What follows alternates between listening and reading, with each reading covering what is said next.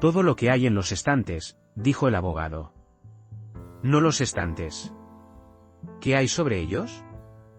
Vivien Wren no respondió de inmediato. Miraba el tercer estante desde la ventana, donde el Homero de su padre estaba entre su diccionario italiano y una gramática que él mismo había encuadernado en tela verde, torcida, el año en que ella nació. Son libros suyos, dijo Vivien. Están en los estantes de la fundación, señorita Wren.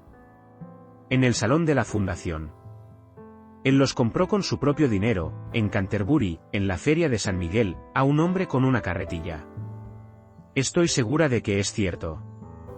El señor Rotel tenía la costumbre de mirar el botón central del chaleco de una persona mientras hablaba. Pero no hay ninguna lista. Su padre no llevaba lista de nada. Lo que hoy está aquí se vende junto con el salón, y el salón debe quedar vacío para el viernes. El salón era la escuela de Denstead, y olía como siempre había olido, a tiza, a lana húmeda, al peral que dejaba caer su fruta sobre el tejado todo septiembre. 19 años había pasado su padre de pie ante ese pupitre.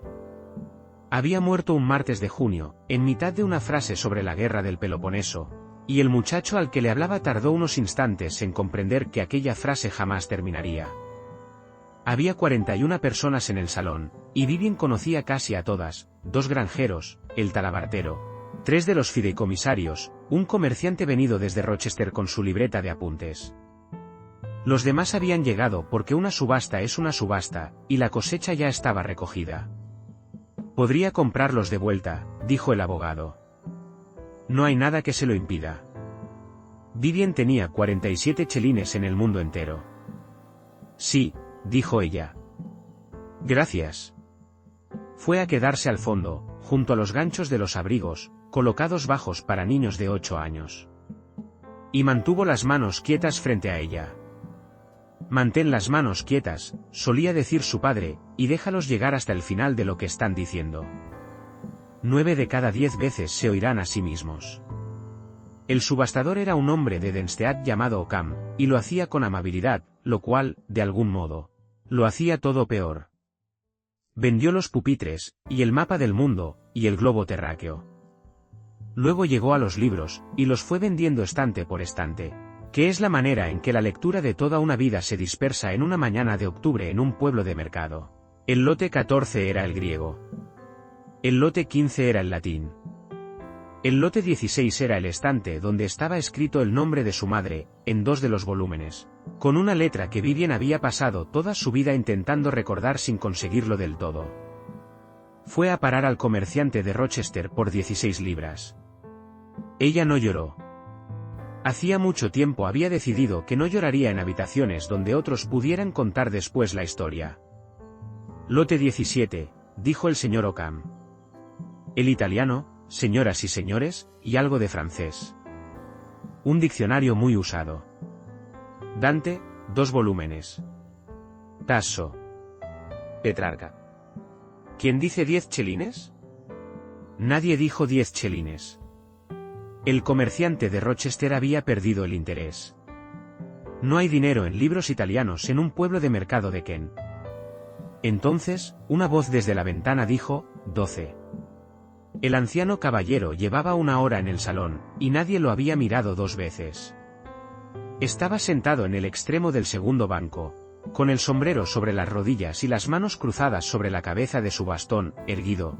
Cerca de los 70 años, con abundante cabello blanco, vestido con un abrigo negro que, mucho tiempo atrás, había sido de muy buena factura. Los puños estaban vueltos hacia adentro.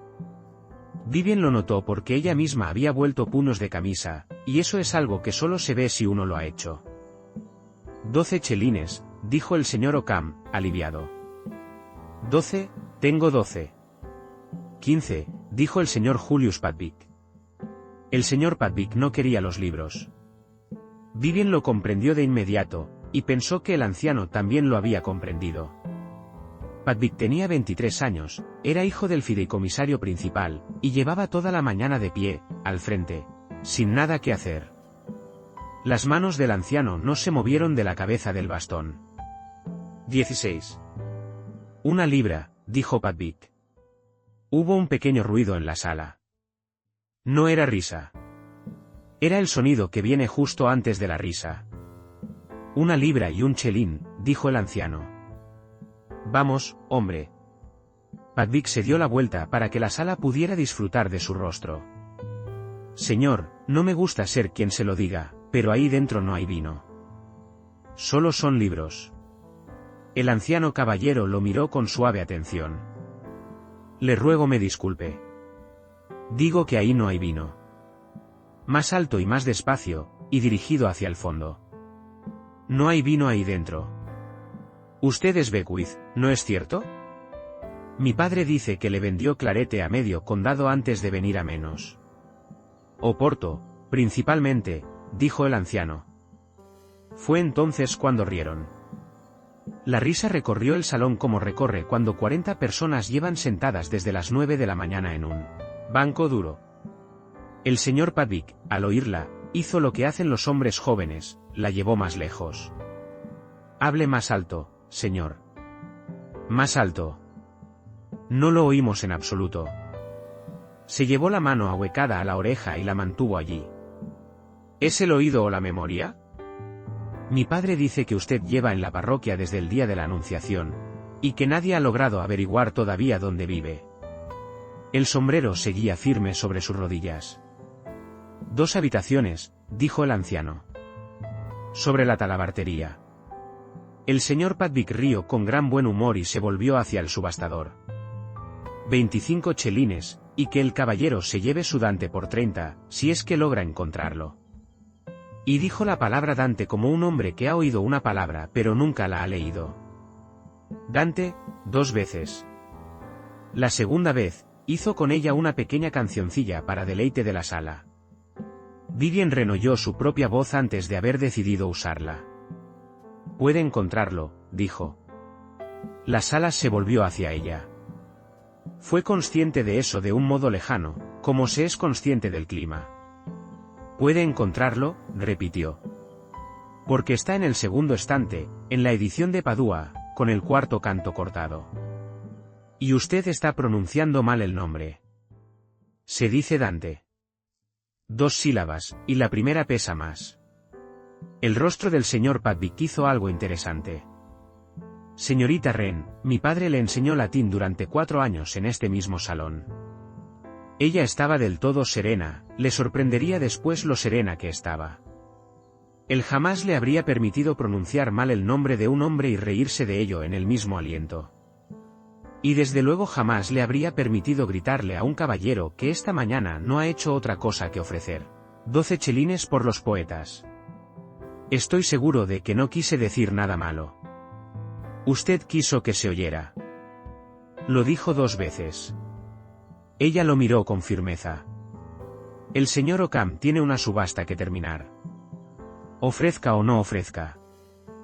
Ya no hubo ninguna risa, que es el silencio más ensordecedor que puede producir un pueblo de mercado.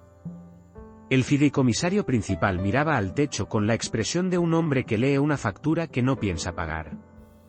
25 chelines es la oferta, dijo el señor Ockham apresuradamente. ¿Alguna mejora sobre 25? 30, dijo el anciano. El señor Padvik mostró las palmas de las manos, riendo, y retrocedió hacia la multitud. Y la multitud lo dejó entrar y, al mismo tiempo, se apartó un poco de él. Denstead lo conocía desde que llevaba pantalones cortos, y había estado esperando a que alguien lo dijera en voz alta. 30 chelines. 30 a la 1. 30 a las 2. El martillo cayó sobre la mesa a favor del caballero de la ventana.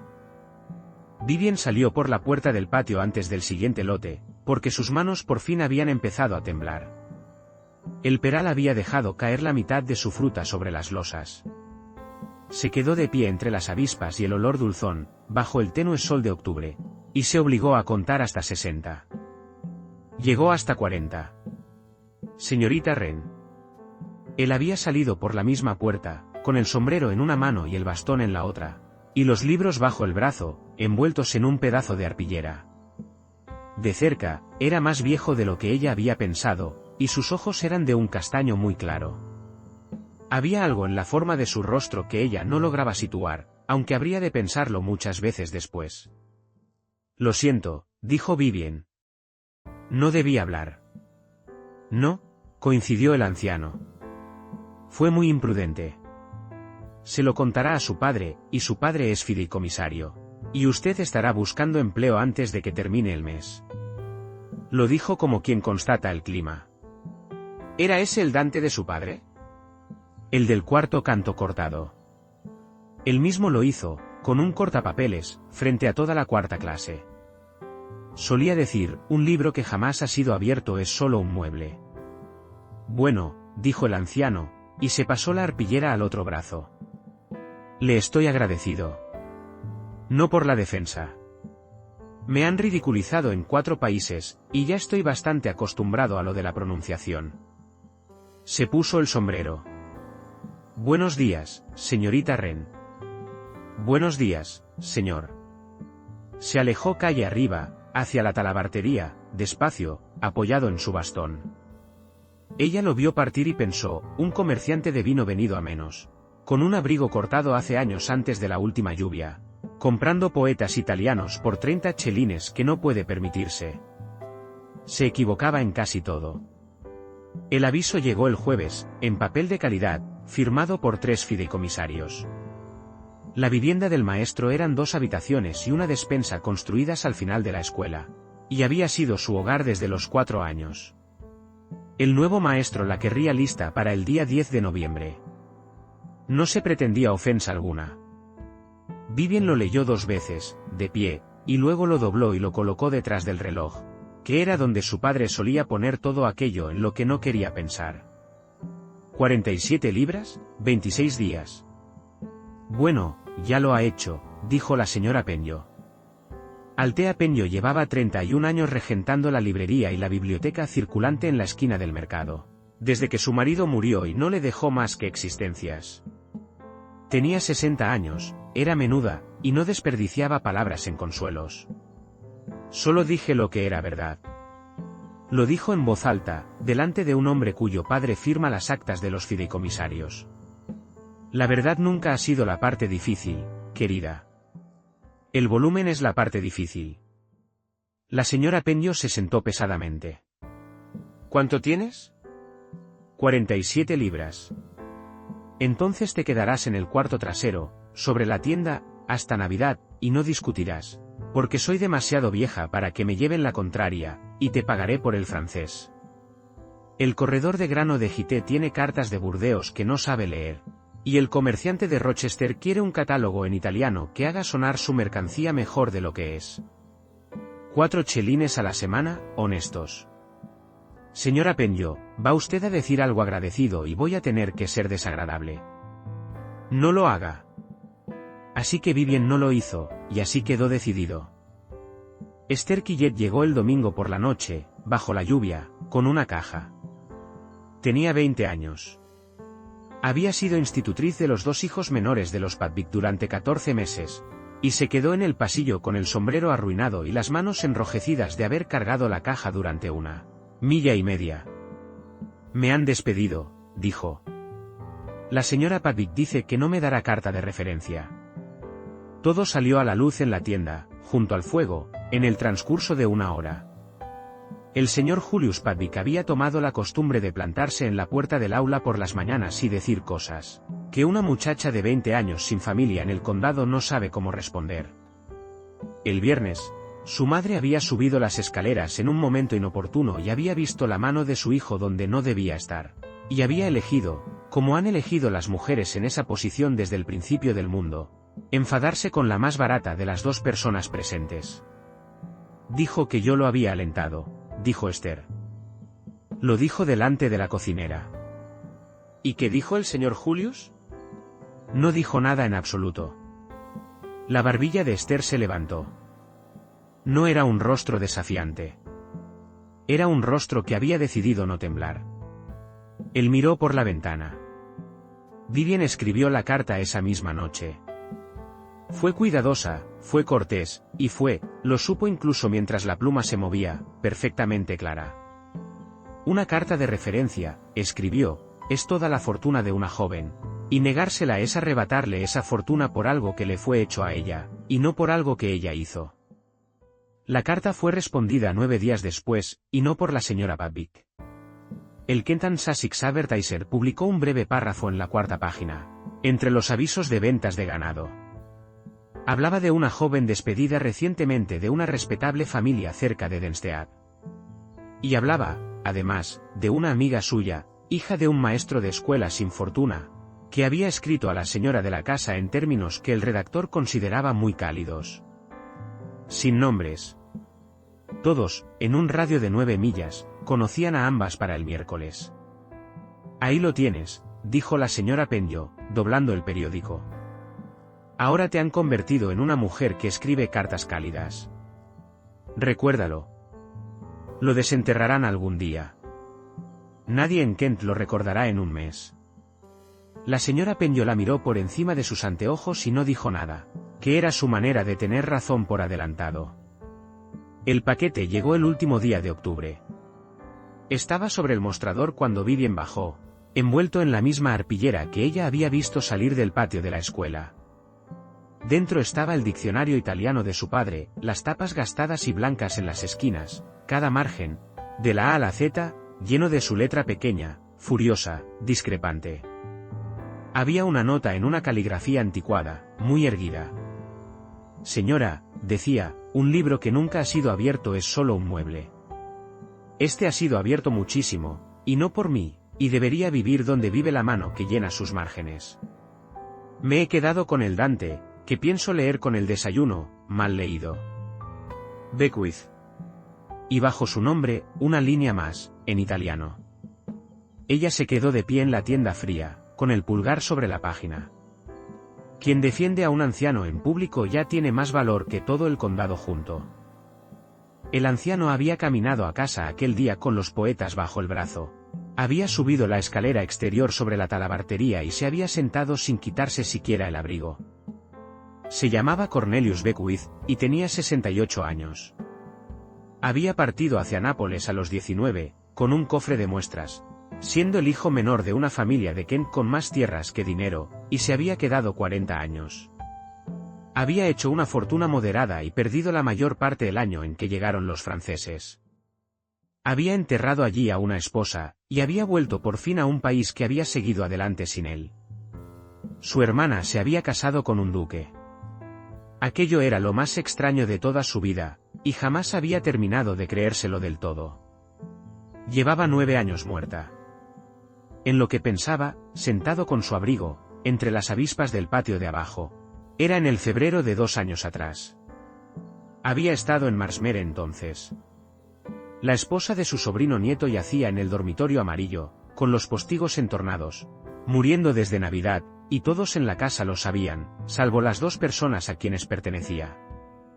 Amelia, para Cornelius Beckwith, siempre sería Amelia Brantam, nacida en Nápoles, junto al puerto, cuyo padre le había vendido sus primeras 3 pipas de vino a crédito cuando nadie más en la ciudad quería hacerlo. Había visto a una familia inglesa absorberla, una gran casa cerrándose lentamente sobre un fuego en una sola habitación. Su marido llevaba 6 semanas muerto para entonces. Lord Peregrine había caído de su caballo en el camino de Sedgeholm, en enero, en la oscuridad, y había vivido 4 días sin sentido, hasta el final. Y el 11 de febrero, la hermana llegó desde Londres. Cornelius había estado en la escalera. Esa fue toda su parte en ello, y la había repasado 100 veces desde entonces. Había estado a medio camino, subiendo con una vela. Había oído la puerta principal, y no había bajado. Oyó la voz de la señora Ayobay en el vestíbulo, pronunciando el nombre de su hermana 2 veces. Oyó al ama de llaves. Luego oyó a su sobrino nieto, el duque, 6 semanas en los zapatos de su hermano y gris hasta los labios por ello, decir las palabras que lo cambiarían todo después. No debe subir. La puerta se cerró, el carruaje partió, y arriba, la mujer del dormitorio amarillo, que no había oído nada a través de 2 puertas y un pasillo, vivió 19 días más. Cornelius Beckwith jamás le había contado a nadie que había estado en la escalera. La carta desde Marsmere llegó a la tienda el 3 de noviembre, y no venía con la caligrafía anticuada. Señora, decía, se me ha pedido que le pregunte si tendría a bien presentarse en Marsmere el jueves, al mediodía, Por un asunto de negocios que no puede tratarse por escrito con comodidad. Se enviará un carruaje a Denstead. Suyo, etc. Belchester. Vivien la leyó de pie, en la puerta, con el viento subiendo por la plaza del mercado. Belchester, dijo.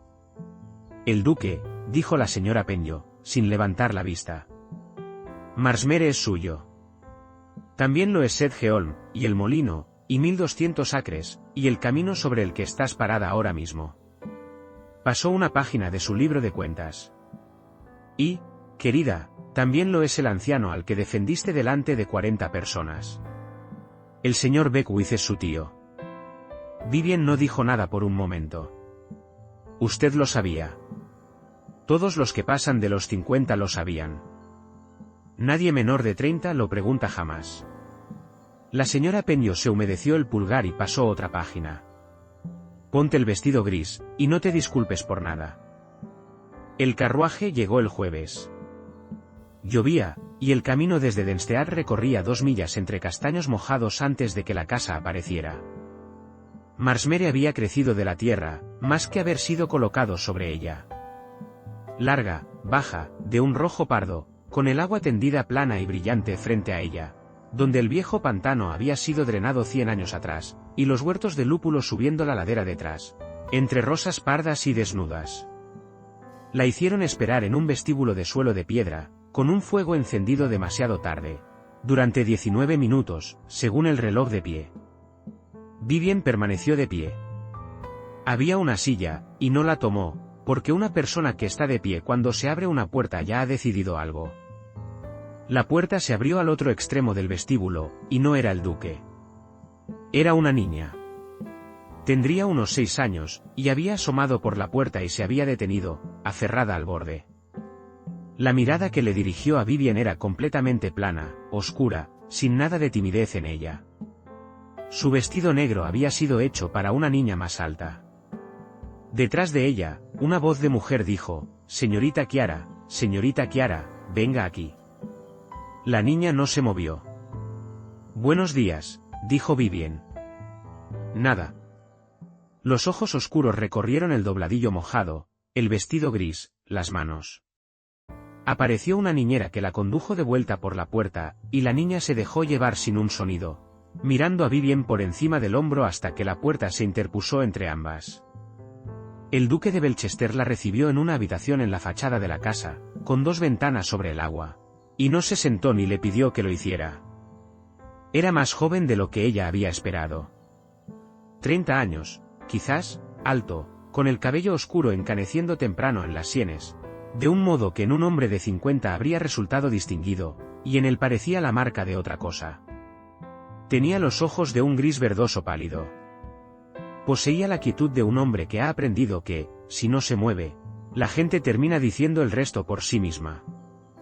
Señorita Wren, gracias por venir. Es usted la hija del maestro de escuela de Denstead, y mi tío me dice que habla italiano. Así es. ¿Que también? Mejor de lo que hablo inglés en una sala donde estoy nerviosa, dijo Vivien. Mi padre me lo enseñó antes de que supiera leer. Sostenía que el oído debe adquirirse primero. Francés también, y algo de griego. Latín, por supuesto. Él la miró un momento. Luego se volvió hacia la ventana y dijo, mi hermano murió hace 22 meses. Su esposa murió en marzo siguiente. Su hija está en esta casa. Tiene 6 años y 4 meses. Y desde que su madre murió, no ha hablado con nadie aquí dentro más de una docena de veces. La vi en el vestíbulo. Sí, va donde le place.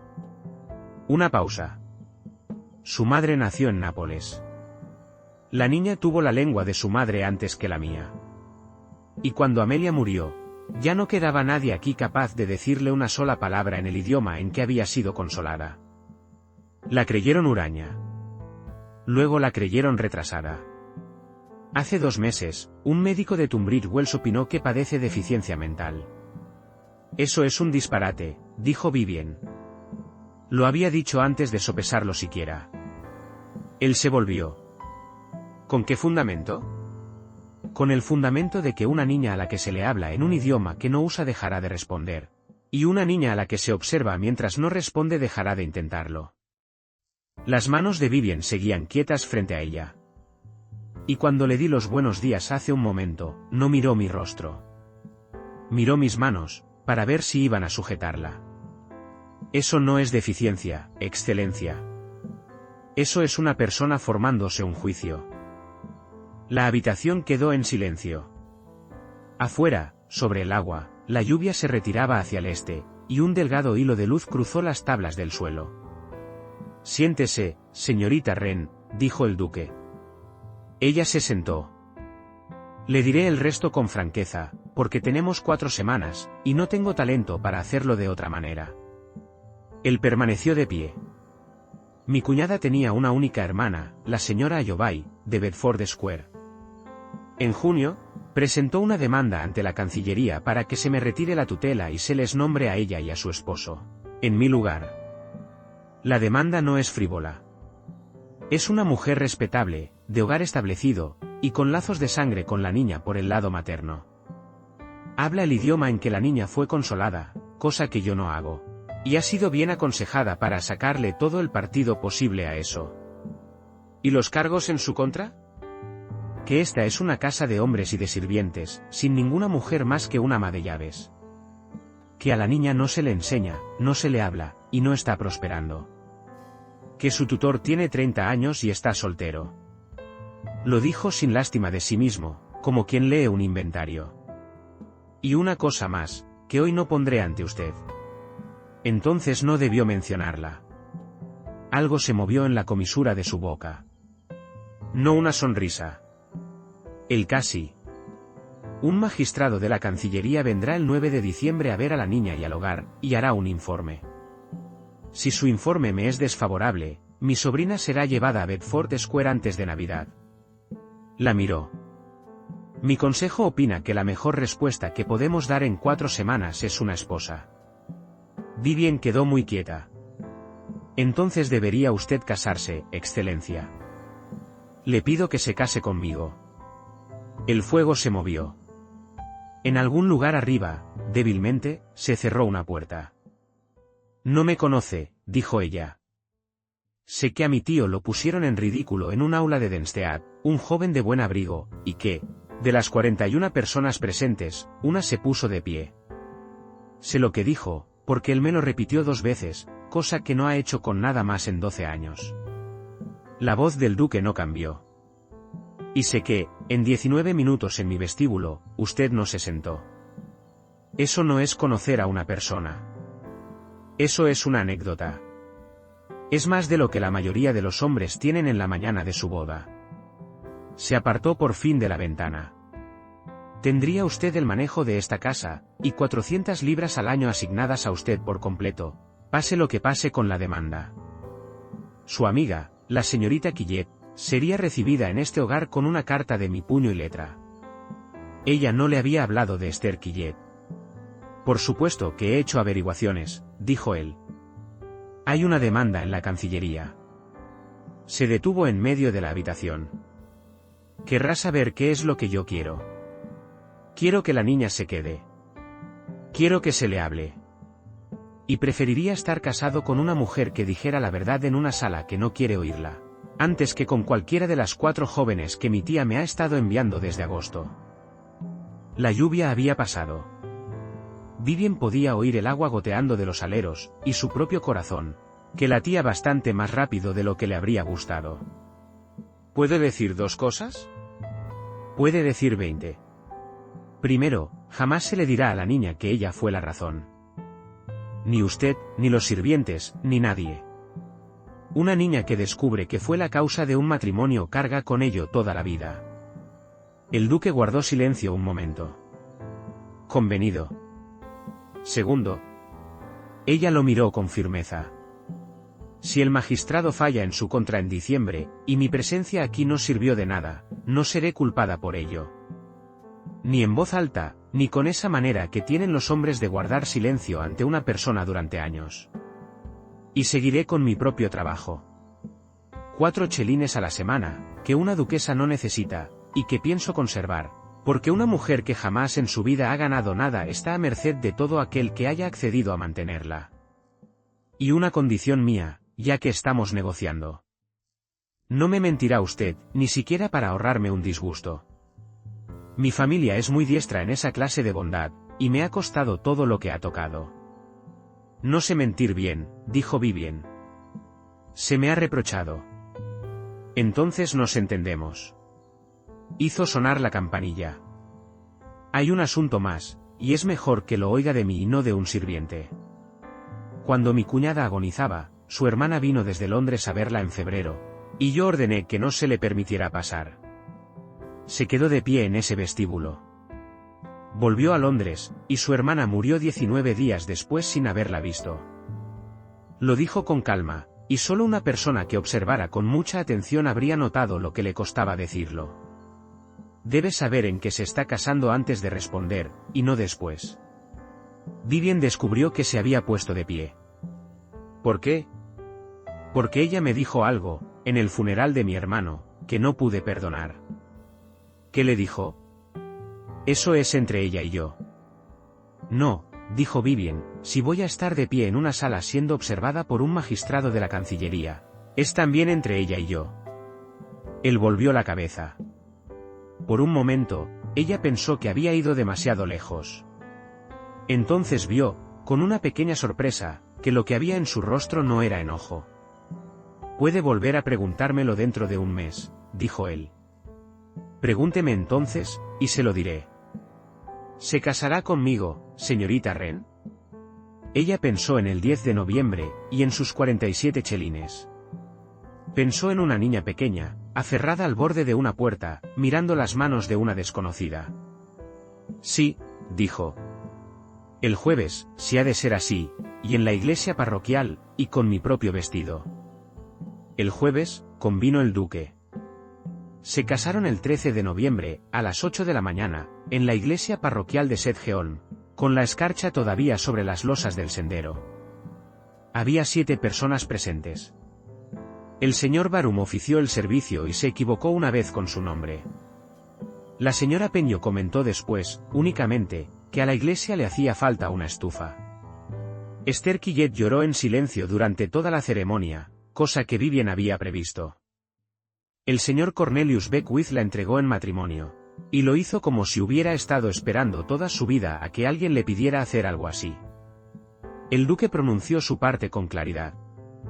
Sus manos estaban perfectamente firmes, las de ella, notó con distante interés, no lo estaban.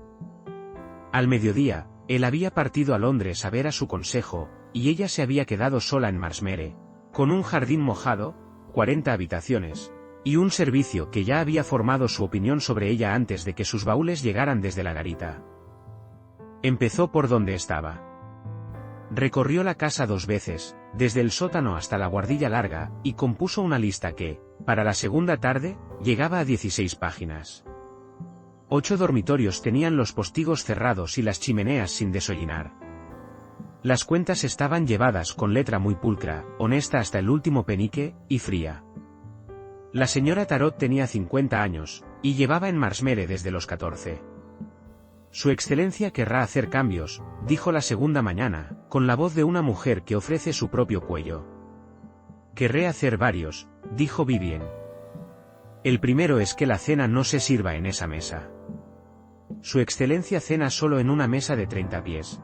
En una sala que cuesta 4 sacos de carbón a la semana y jamás está caliente. Cenaremos en el saloncito pequeño, y ese ahorro lo destinará a las chimeneas de la guardería, que no se han encendido más de 3 horas al día desde octubre. Vivien dobló su lista. ¿Fue eso demasiados cambios, señora Tarot? No, su excelencia. Entonces aquí va uno más, y es el único en el que insistiré 2 veces. Nadie, en esta casa, volverá a hablar jamás de la madre de la niña delante de ella bajando la voz. Si se menciona a la madre de Chiara, se la menciona como se menciona a una persona amada, no como se menciona a una desgracia.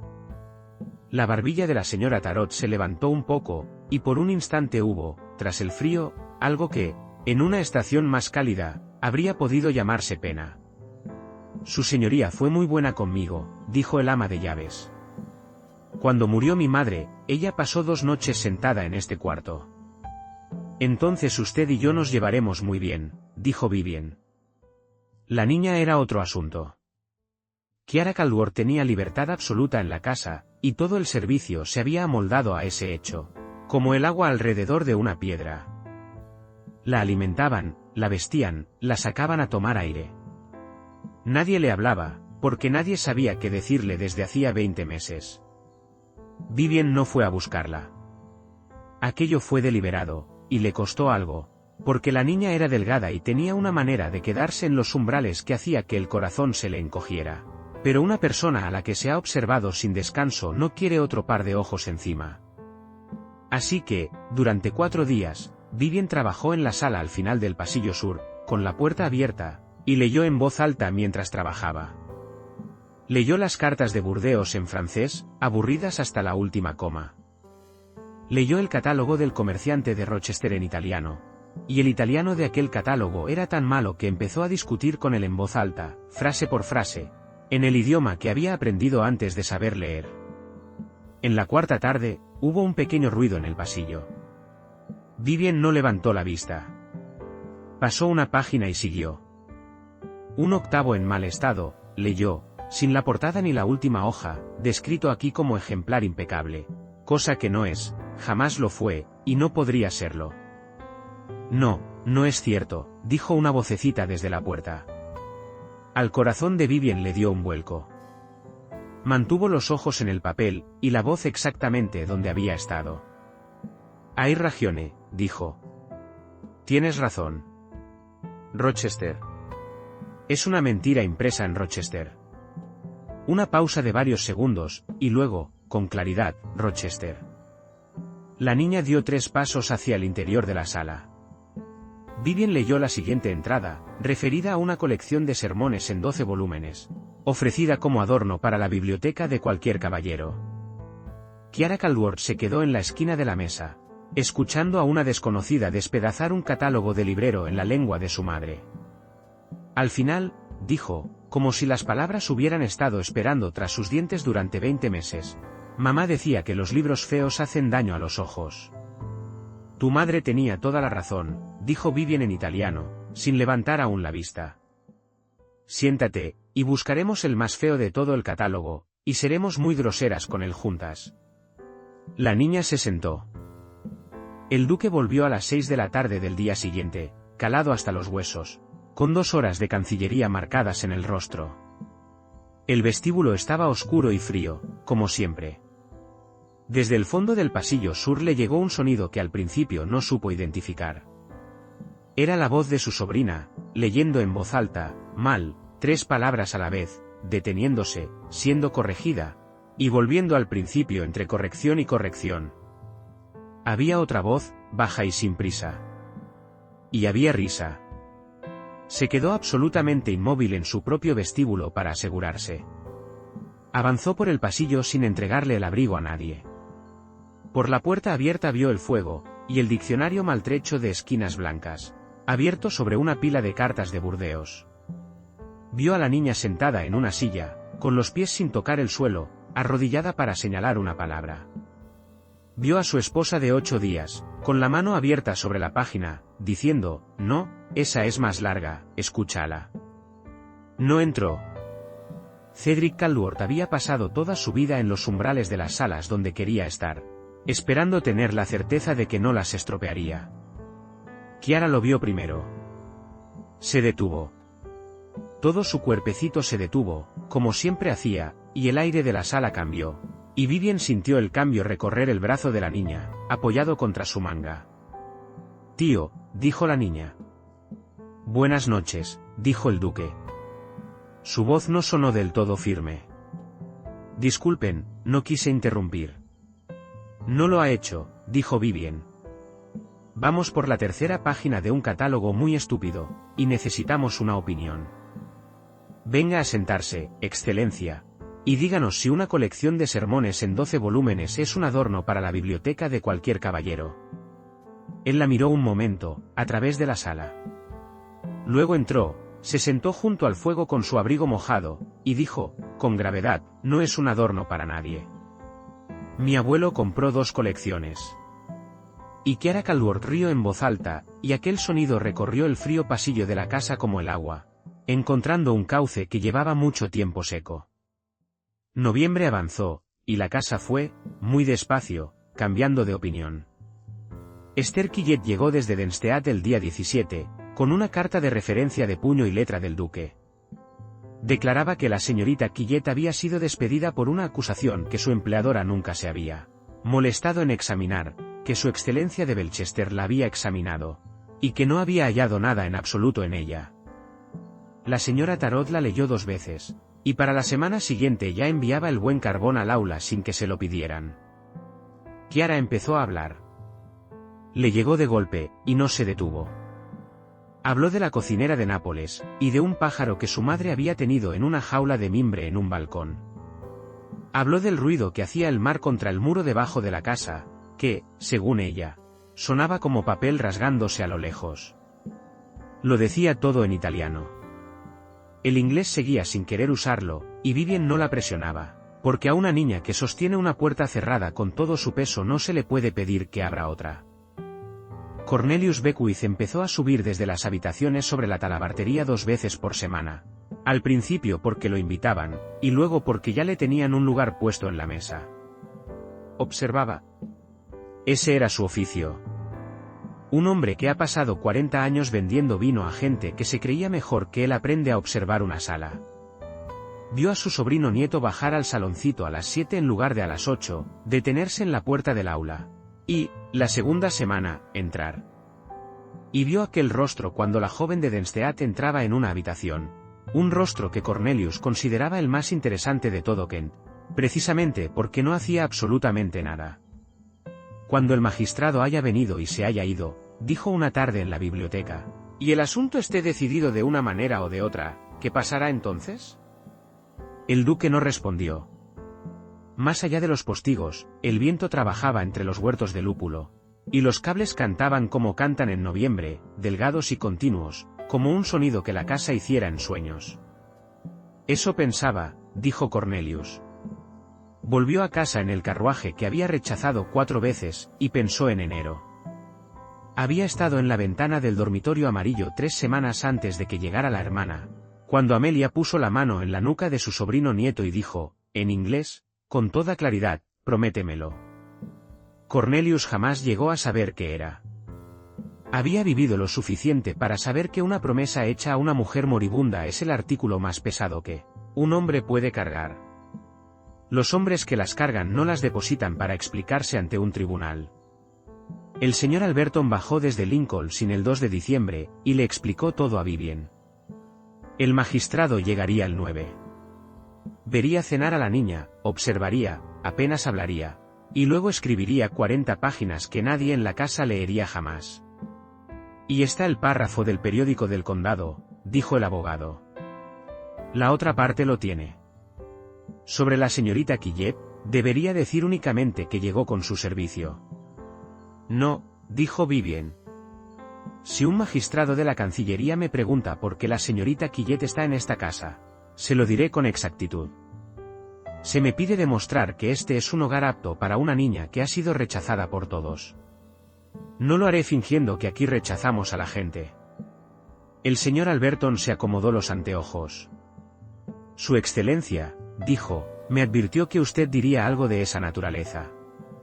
Pareció, si se me permite decirlo, inexplicablemente complacido con ello. Fue a Londres el 4 de diciembre, y no se lo dijo a su marido.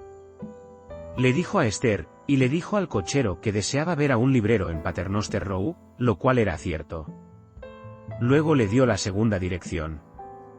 El carruaje giró hacia Bedford Square, y ella se quedó de pie ante el escalón de una buena casa, contragaluz y puerta negra, y dio su nombre. La señora Serena Ayobay la recibió en un salón del primer piso, con 2 fuegos encendidos. Tenía 34 años, y el parecido era inmediato, el mismo cabello oscuro, la misma forma de los ojos que la niña del suelo de la guardería en Marsmere. Tenía la pulcritud de una mujer que ha organizado sus días en pequeños fragmentos, para que ninguna hora quede jamás vacía. Excelencia. La reverencia fue exactamente correcta. Esto es irregular. Lo es. He venido sin que mi esposo lo sepa, y se lo diré esta misma tarde. Pensé que, antes de que 9 caballeros con peluca nos digan lo que cada una de nosotras piensa, podríamos averiguarlo por nosotras mismas. ¡Qué directa! Es usted más joven de lo que me habían dicho. Tengo 22 años, y soy hija de un maestro de escuela. No tengo ningún reparo con eso. Mi padre vendía vino.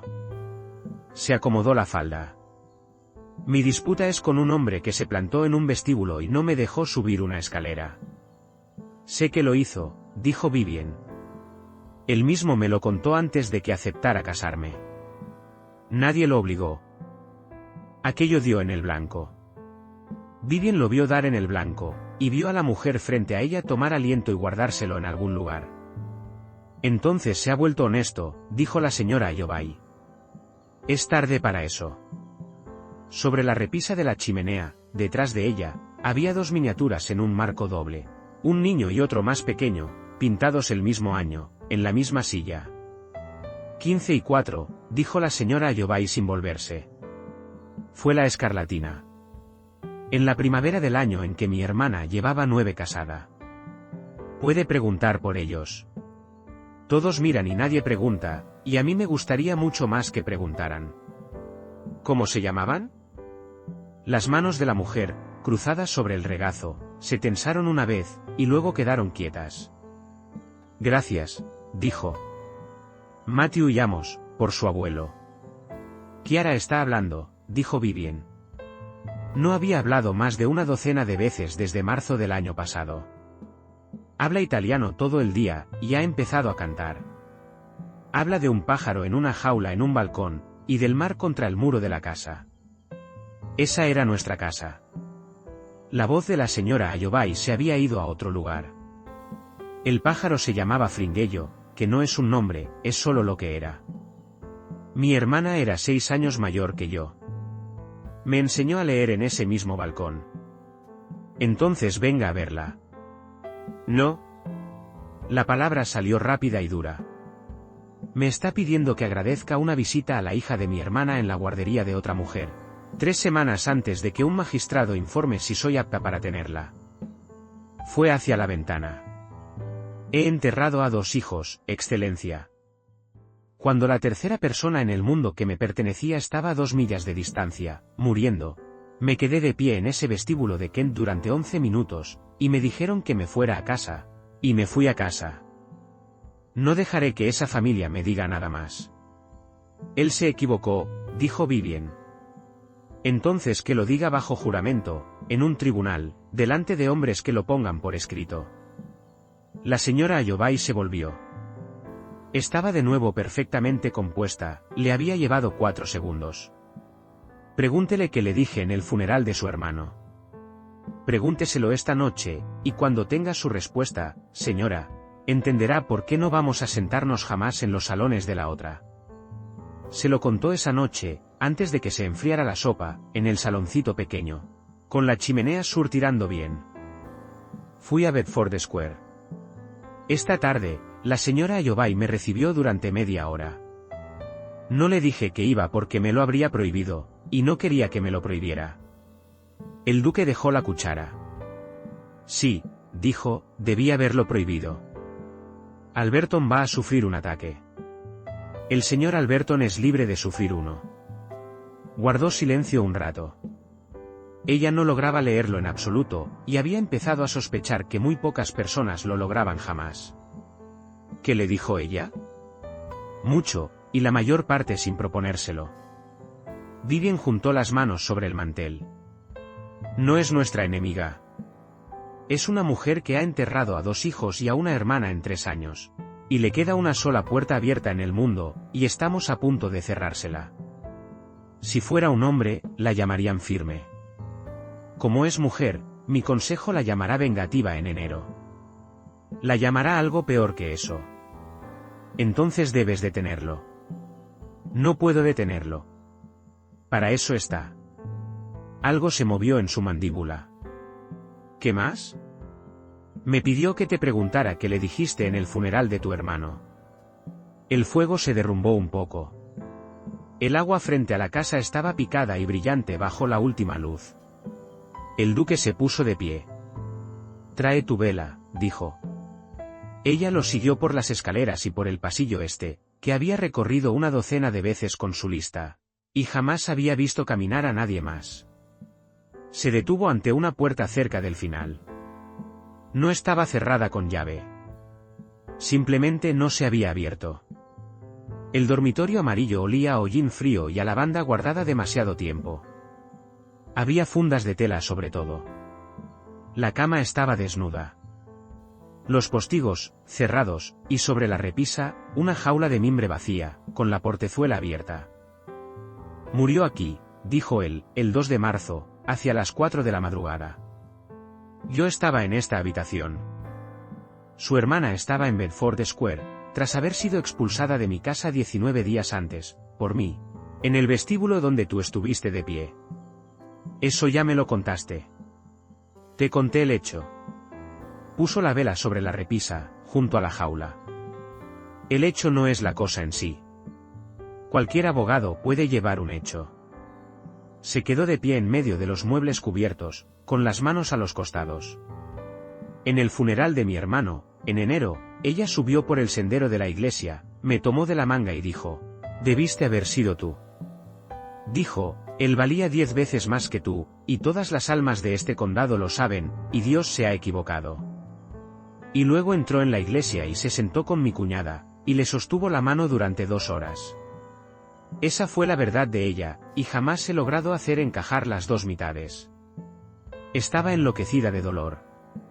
Sí, dijo él, sin ningún suavizante. Y tenía razón. No tenía razón. Peregrine valía 10 veces más que yo. Pronunció el nombre de su hermano como quien deposita algo pesado que ha cargado un largo trecho. Yo hago todo al segundo intento, y lo hago correctamente, y la gente me lo agradece, y no me quiere. Él hacía todo a la primera, y se equivocaba a medias, y la gente se habría lanzado al agua por él. Cuando murió mi padre, los arrendatarios vinieron a verme a mí porque estaban obligados. Habrían ido a verlo a él porque querían. Y así, el 11 de febrero, te quedaste en tu vestíbulo y no la dejaste subir. Sí, por lo que ella dijo en enero.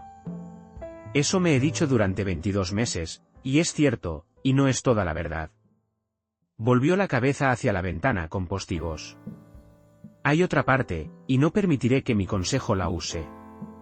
Es de mi propiedad, y pienso conservarla. Vivien esperó. Estaba aprendiendo que, con él, la espera hacía el trabajo. En enero, dijo él, en esta habitación, Amelia me pidió algo, y le di mi palabra. Estaba avergonzada de lo que se había convertido, y le horrorizaba, un horror real, que la enloquecía, que la viera cualquiera que la hubiera conocido sana. Me hizo prometer que nadie de antes subiera esas escaleras. Nadie. Nombró primero a su hermana. La lluvia golpeaba los postigos. Lo prometiste. Lo prometí. Y cuando llegó el carruaje el 11 de febrero, cumplí mi palabra. Su voz no se elevó en absoluto. Y me alegré. Esa es la parte. Me quedé de pie en mi propio vestíbulo, le dije a una mujer que sufría que no podía subir. Tenía una razón perfectamente buena en la boca, y por debajo de ella, me alegré. Así que no me digas que fui agraviado, y no dejes que mi consejo lo llame misericordia. Fui obediente a una mujer moribunda, y me complació serlo, y son 2 hombres distintos. Y los 2 estaban de pie en ese vestíbulo. Vivien descubrió que había puesto la mano sobre la esquina de una funda.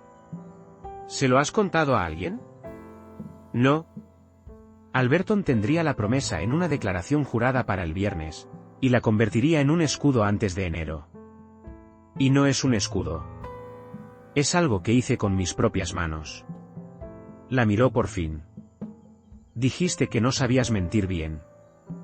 Yo tampoco, y me ha costado caro, y estoy cansado de pagarlo a oscuras. Hubo un largo momento en la habitación fría, con los muebles cubiertos entre ambos. Entonces no la usaremos, dijo Vivien. No la usaremos, y en enero se la llevarán a Bedford Square, y serán amables con ella, Y en un año habrá olvidado a qué huele esta casa.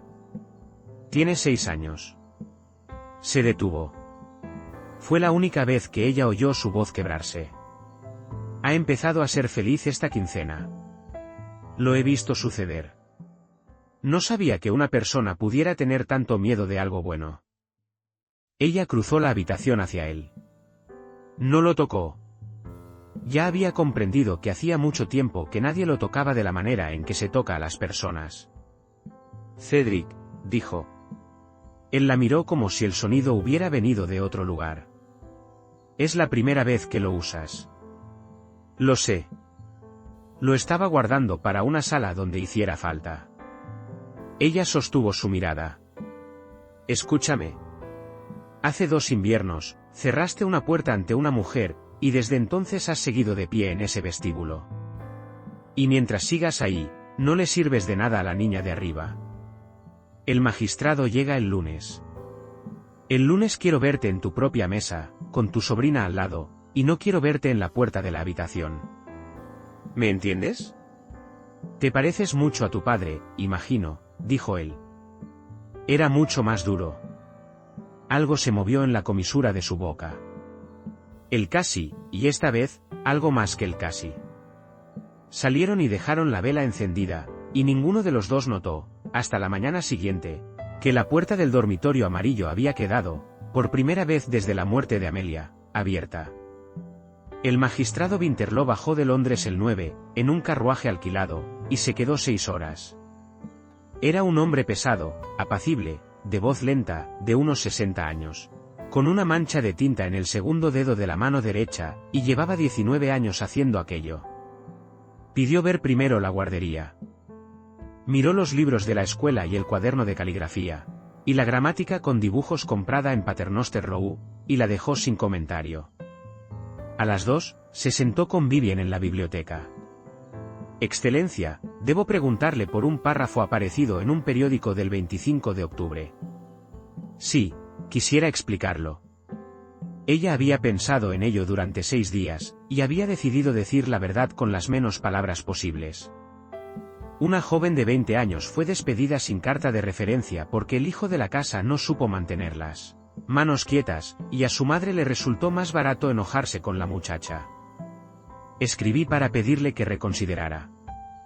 Mi carta no fue respondida. Un caballero del vecindario puso un párrafo en el periódico en su lugar. La señorita Quillet está arriba. Le enseña a mi sobrina sus letras todas las mañanas a las 10, y tiene una carta de referencia de mi esposo, que dice exactamente por qué fue despedida. El magistrado Winterlo la miró con una expresión que no revelaba absolutamente nada. Se dirá que el matrimonio se hizo por la demanda. Se dirá, porque es verdad a medias, dijo Vivien. Su excelencia se casó con la hija de un maestro de escuela, sin fortuna, 3 semanas antes de que usted viniera a ver esta casa. Solo le pediría que notara lo que podría haber hecho en su lugar. Hay 4 jóvenes en este condado que lo habrían aceptado por correo a vuelta de correo, y todas ellas habrían dado una respuesta mucho más bonita a su informe que la que doy yo. Yo mismo se lo pregunté, dijo el magistrado Winterlo. Dijo que había visto a una mujer ponerse de pie en una sala llena de 40 personas por un anciano al que nadie consideraba digno de la molestia. Dijo que preferiría perder la demanda con usted en esta casa, que ganarla con cualquier otra. Sacó su reloj. Cenaré a las 4, excelencia, si le resulta conveniente. Cenaron a las 4 en el saloncito pequeño, porque Vivien no quiso abrir la gran sala para un hombre que venía a ver cómo vivían. Chiara se sentó a la mesa. Aquella había sido decisión de Vivien, y estuvo a punto de ser un error, porque la niña no dijo nada durante el primer cuarto de hora, y observó las manos del desconocido todo el tiempo. Entonces el magistrado Winterlo, que tenía nietos, comentó a nadie en particular que jamás en su vida había podido encontrar Kent en un mapa.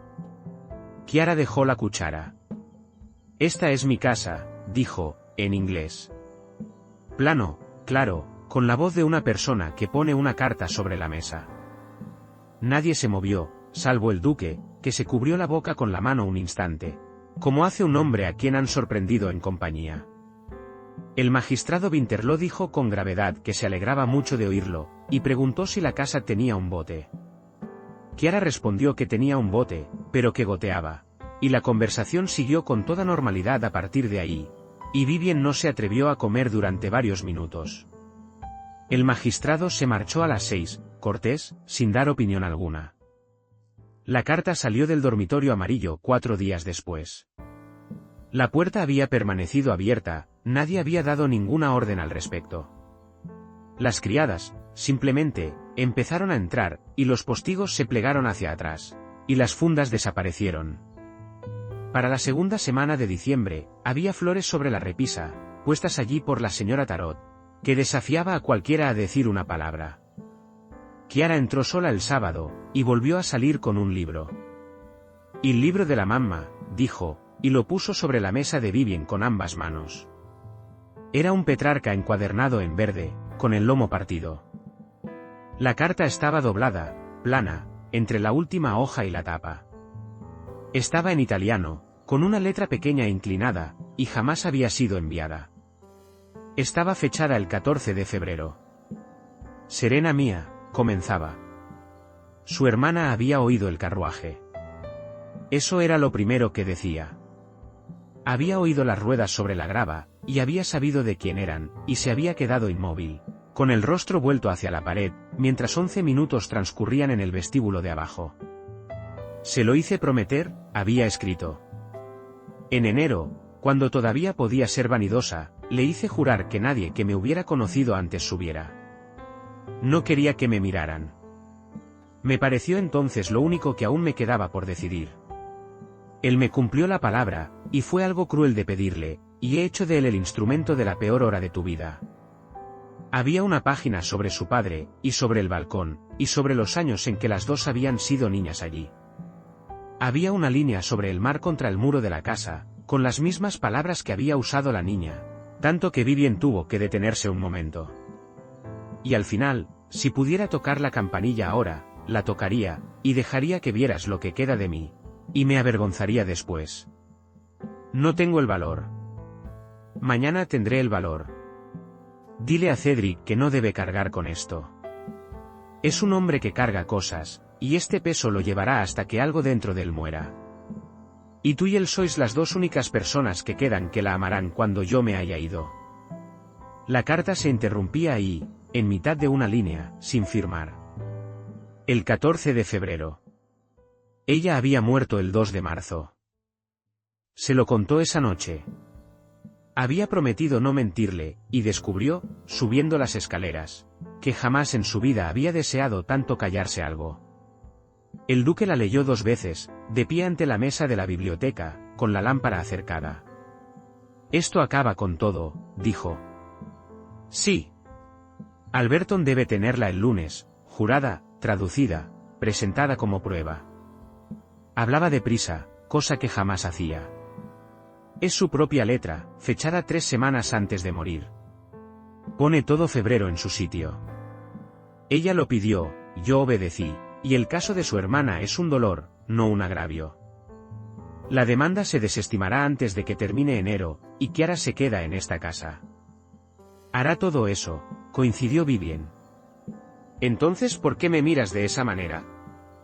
«Porque no está dirigida al señor Alberton, ni a un magistrado de la Cancillería, ni a ti». Puso la mano sobre las hojas, con suavidad, y no la retiró. «Dice Serena mía. Ha estado guardada en un libro desde febrero del año pasado, esperando.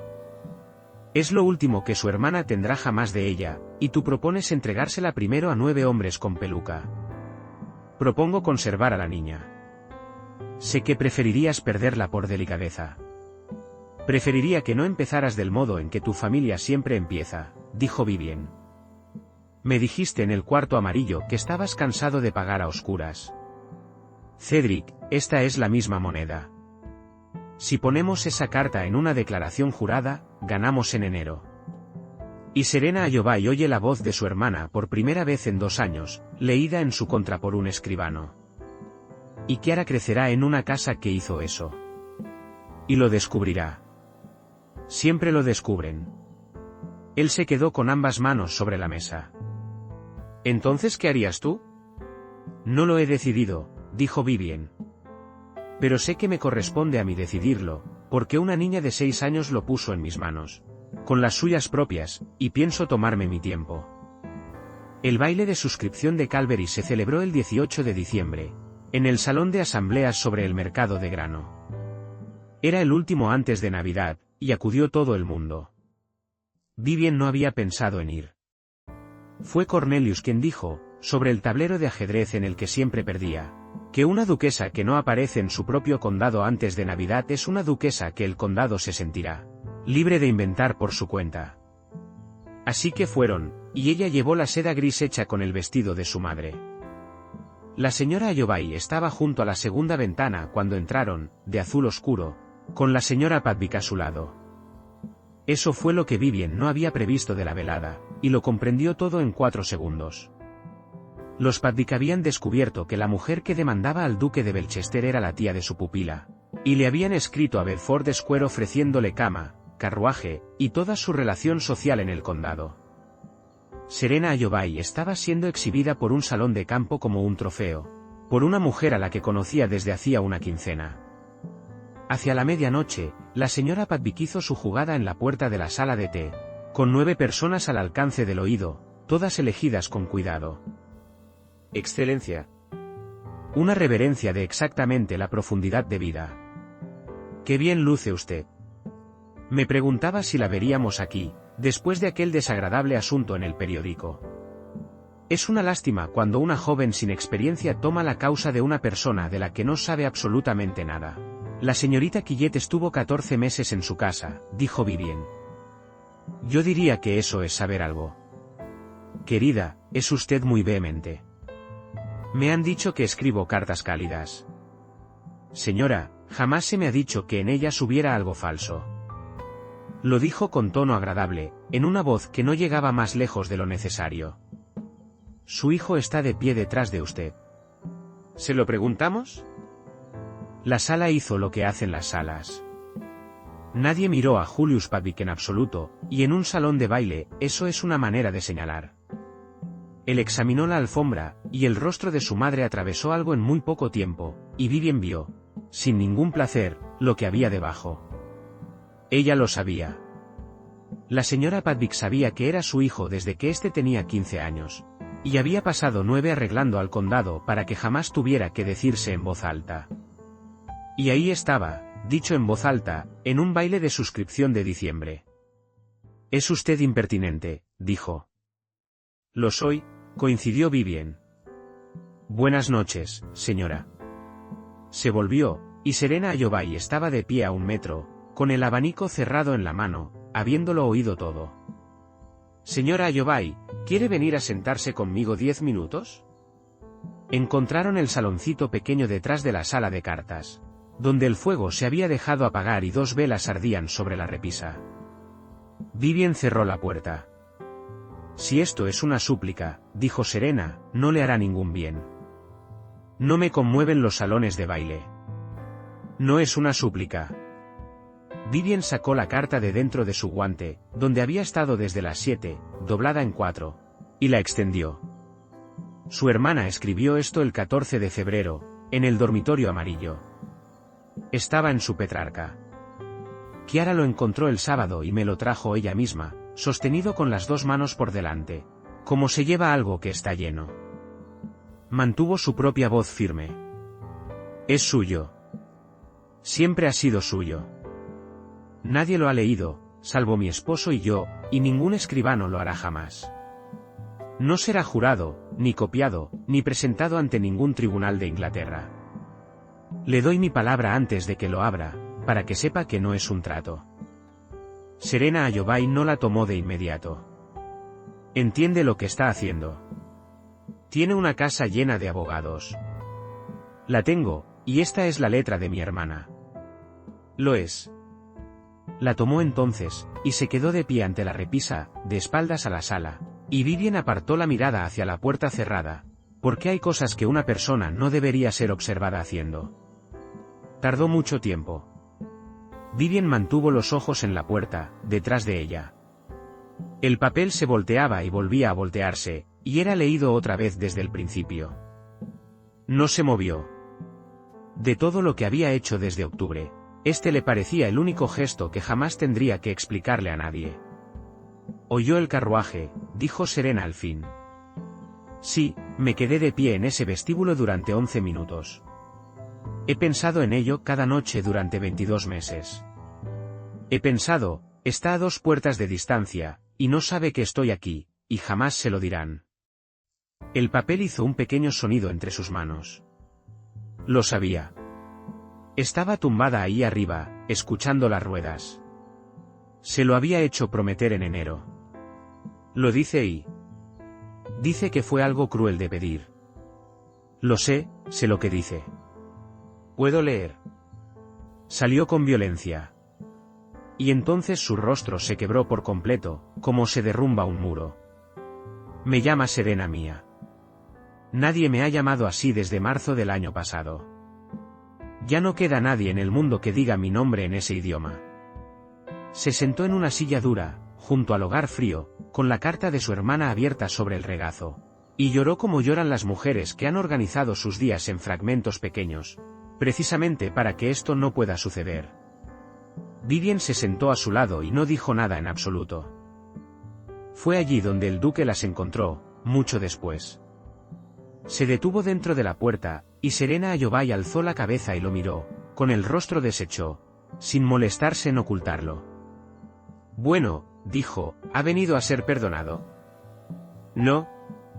Avanzó hacia el centro de la sala, y Vivien observó a un hombre retirar, adrede, la última tabla bajo sus propios pies. Cumplí una promesa a su hermana el 11 de febrero. Eso es cierto, y mi consejo jamás lo ha sabido.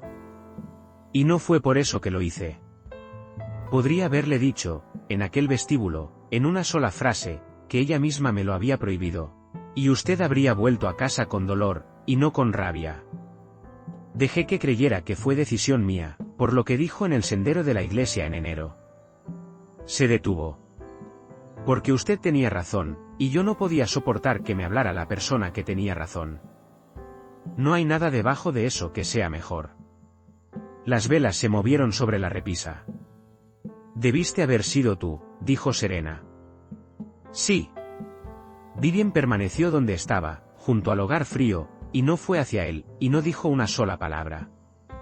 Hay 2 maneras de quedarse de pie junto a un hombre en una sala, y solo una de ellas le deja espacio para terminar. Las manos de su marido colgaban a los costados. Ni una sola vez la había mirado a ella para ser rescatado, y eso, pensó Vivien, era toda la distancia que había recorrido desde la mañana en que ella se plantó por primera vez en su vestíbulo y no se sentó. Me lo he dicho en mi cabeza más veces de las que podría contar. Vivien dobló la carta con cuidado, siguiendo los pliegues que había hecho su hermana. Y aquí dice que eres un hombre que carga con cosas. Siempre te tuvo más aprecio del que dejaba saber. Señora Ayobay. No, no lo hagas. Se puso de pie, compuesta de nuevo, y esta vez le llevó bastante más de 4 segundos. Escribiré a mi abogado por la mañana, y le indicaré que retire la demanda. No por usted. No permitiré que a mi hermana la lean en un tribunal con un escribano resfriado. Y eso es lo que habría ocurrido en enero, y los 3 lo sabemos. Gracias, dijo el duque. Puede agradecérselo a su esposa. La tenía en el guante, y me la dio a mí primero. Serena miró a Vivien un largo momento. Es usted muy joven, y acaba de regalar la única carta que tenía en la mano. Todavía no sé si es usted una tonta. Yo tampoco lo sé, dijo Vivien. Me lo dirá en Pascua. ¿En Pascua? Vendrá a Marsmere en Pascua, y se quedará 15 días, y le hablará a su sobrina en el idioma en que fue consolada. Cuéntele del balcón, y del puerto, y del mar contra el muro. Tiene una madre entera que nadie en quien puede darle. Vivien se puso de pie. Y en agosto irá a Bedford Square por un mes, y todos los agostos siguientes, hasta que sea lo bastante mayor para decidir por sí misma. Esto no es una oferta hecha en un salón de baile. Se pondrá por escrito, y mi esposo la firmará, y yo también. Serena Ayobay miró al duque. Ha sido así desde el principio, dijo él. Uno se acostumbra. El anciano estaba en la escalera cuando salieron, con el sombrero en la mano, en el descansillo, desde donde podía oír una puerta sin ser visto. Cornelius Beckwith había aprendido, en 68 años, que la escalera es un mal lugar para pasar una vida. Bajó por ella. Señora, le dijo a Serena Ayobay, le vendí vino a su padre durante 30 años, y me engañó 2 veces. Y jamás he disfrutado tanto de la compañía de nadie. ¿Me permite acompañarla a cenar? Sirven un negus muy mediocre, y pienso quejarme de ello en 2 idiomas. La demanda fue retirada el 14 de enero, por acuerdo mutuo. El convenio sobre Pascua y agosto lo redactó el señor Alberton, que lo consideró sumamente irregular. Lo dijo 4 veces, y lo transcribió con esmero. La primavera llegó tarde ese año, y luego, de golpe. Para mediados de abril, el agua frente a la casa había pasado de plomo a un azul intenso y brillante. El bote fue reparado. Se había decidido, tras cierta discusión, que aquello era un asunto de importancia nacional. Kiara Calvor leía en voz alta media hora cada mañana, en inglés, deprisa y con más valentía que precisión, y media hora cada tarde, en italiano, en la que corregía la pronunciación de todos, incluidos sus tíos, con rostro serio y enorme placer. Su tía llegó en Pascua y se quedó 16 días. No fue fácil. Los primeros 3 días fueron muy tensos, y hubo una tarde en que Serena Ayobay subió a su habitación antes de que sirvieran el té. Pero, a la 4ª mañana, la encontraron en el suelo de la guardería, con un trozo de tiza, dibujando el puerto de Nápoles para una niña que jamás lo había visto, la casa en la colina, el balcón, y la ventana exacta donde 2 niñas se habían sentado una vez, con un libro entre ambas, a aprender sus letras. Se marchó el día 20, y escribió desde Bedford Square 2 días después, y la carta empezaba, querida Vivien, y estaba firmada solo con su nombre. Cornelius dijo que aquella era la mayor concesión que la familia había hecho en 40 años. Esther Quillet se quedó con el aula y con 18 libras al año, y en verano el cura de Sedgeholm empezó a encontrar razones para pasar por allí.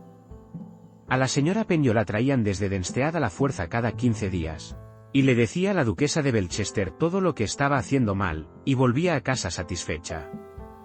Cornelius Beckwith dejó las habitaciones sobre la talabartería en febrero, dijo que era por las escaleras, y todos le permitieron culpar a las escaleras. Leía a Dante con el desayuno, mal, en voz alta, hasta que su sobrina nieta tuvo edad suficiente para corregirlo.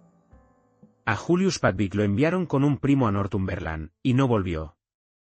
A su madre seguían encontrándola en Chalbury, y siempre le hablaban. Una mujer que ha pasado 9 años fingiendo, dijo Vivien, no merece que le entreguen el mismo silencio que una vez organizó para otros. De los libros de su padre, 14 volvieron a casa. El duque había ido tras el comerciante de Rochester en enero, discretamente, y había recuperado un Homero, 2 volúmenes del latín, y el estante con el nombre de su madre escrito en la portada. Los demás se habían perdido en el mundo, y no volverían a encontrarse. Y Vivien se lo tomó con más calma que él. Están siendo leídos en algún lugar, decía. Eso era todo lo que él quería para ellos. Ella siguió con las cartas francesas del corredor de grano de Gité. 4 chelines a la semana, pagados por trimestre, guardados en una caja de lata sobre su tocador. Se casaron de verdad a lo largo de ese año. Y eso es algo que sucede en silencio y no puede ponerse en un convenio redactado por un abogado. Empezó con una mano sobre la baranda de una escalera, en febrero. Se hizo certeza para ambos en una tarde de mayo, en el bote. El duque de Belchester perdió a la vez el equilibrio y la dignidad, y oyó a su esposa reír como ríe una mujer que ha dejado de tener cuidado. Él había pasado toda su vida de pie en los umbrales de las salas. Ella tenía una manera de decir, sin hacer jamás una escena de ello, entra, aquí te necesitan. Un domingo por la tarde de junio, estaban sobre el césped frente a la casa, los 4, con el anciano dormido bajo su sombrero. Kiara estaba tumbada boca abajo, con el diccionario gastado abierto al sol y un lápiz en la mano. Llevaba un mes escribiendo en los márgenes. Se había acordado que podía hacerlo, y la señora Tarot casi se había desmayado. Vivien miró por encima de su hombro. Junto a la letra pequeña y furiosa de su padre, en el ancho margen al pie de la página, había ahora una letra grande, redonda, infantil. Junto a una palabra que su dueña no apreciaba mucho, había escrito, en inglés, «Esta no es una buena palabra. Hay otras mejores». «Tu abuelo habría discutido contigo durante 1 hora», dijo Vivien. ¿Era listo? Era muy listo, y a menudo se equivocaba, y le gustaba que se lo dijeran más que cualquier otra cosa en el mundo. Kiara consideró aquello. Luego pasó la página y siguió bajando por la columna con el lápiz, buscando algo más con que disentir. Y el viento subió desde el agua, y a 1 milla de distancia, los cables cantaban entre los huertos de lúpulo. «Un libro que jamás ha sido abierto», solía decir él, «es solo un mueble». Este había sido abierto muchísimas veces. Siguió abriéndose en aquella casa, por aquella niña, en 2 idiomas, año tras año. Y los márgenes se fueron llenando, y la mano que en ellos escribía no sería la última que llevarían. Gracias por escuchar la historia hasta el final. Si quieres apoyar el canal y ayudar a que estas historias sigan siendo gratuitas para todos, mi nueva trilogía, La promesa del duque, ya está disponible. Más de 600 páginas y más de 24 horas de narración, en la misma voz que no encontrarás en ningún otro lugar. Te espera en timeleslovebox.com. Cuéntanos desde qué ciudad nos escuchas y qué sentimiento te dejó esta historia. No olvides suscribirte para no perderte nuevas historias. Como siempre, gracias por estar aquí.